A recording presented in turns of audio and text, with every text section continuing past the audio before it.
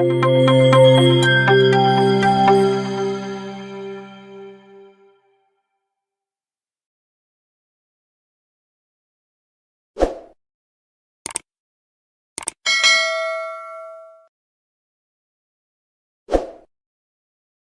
in our previous vlog we have discussed about the concept interface, and in the current vlog we will be discussing about abstract classes. So the abstract classes are declared by the keyword abstract, and the properties inside the abstract class may be abstract or non-abstract. So the abstract class is declared by a keyword abstract. We will be declaring a class exam, and inside which the properties of the abstract class may be abstract or non-abstract. So for example, so we'll try declaring a variable and then we will be seeing what is the abstract variable here. So here we are trying to declare variable abc of type string, and just we are leaving it like that, and we have got an error here. The property must be initialized or be abstract.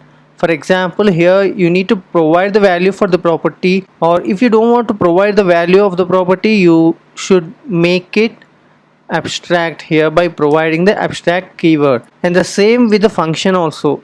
So I am going to declare a function display, and here we have provided the body also. So for example, if you don't want to declare the body section here, and it will be asking you to declare it to be an abstract or provide a body here.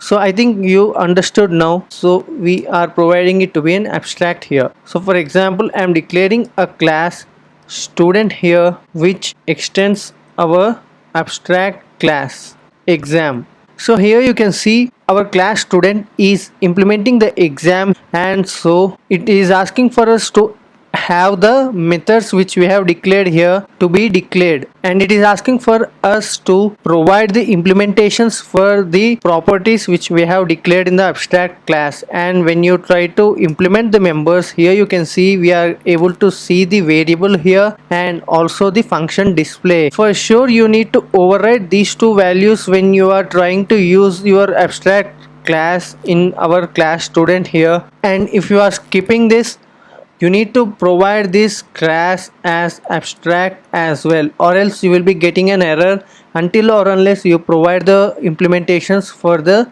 properties declared in the abstract class. Override variable abc equal to, so here you can declare some value here like student name or anything,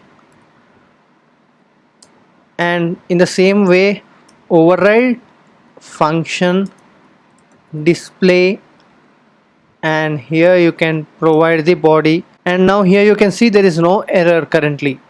Why? Because we have provided the implementation for the properties which we have declared in our abstract classes. So in the previous tutorial we have seen interfaces, and the difference between an abstract class and interface is that in an interface you will be having the abstract properties, and in the abstract class you will be having abstract and non-abstract properties as well. An abstract class can be added to your current class by extending your current class to the abstract class, and in the same way interfaces to your class by just implementing it. So you can only extend one class, and whereas you can implement one or more interfaces. So this is an advantage of using interface over abstract class. So for example, here we have provided an abstract property, that is function display, right? So you, as we have discussed earlier, you can also provide a function called calc, and you can provide the implementation as well here. And in the interfaces you need not have the keyword abstract, you can just directly provide the function. So inside the calc we will be providing the sum of two numbers. So inside the curly brackets, by providing a dollar symbol, you can just make 1 plus 2. So inside the display also, let us try to provide some message here, method.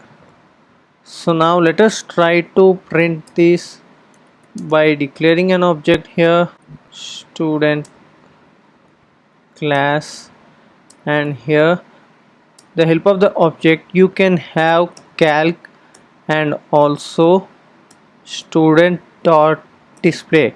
So you can access both these methods here. Why? Because in the student we are implementing the abstract class exam, and inside the abstract class we are having a function with complete declaration. So now when you try to run this code, you can see both the methods are being printed onto our terminal here. So yes, we have got the output here, and let's try to add new line for these print conditions. Yes, now try to rerun the code. So both the print conditions are printed on the terminal here. So this is a basic overview of an abstract class in Kotlin, and if you have any queries, do let me know in the comment section below. And if you like this tutorial, do like, share and subscribe to our channel for more interesting content on Kotlin.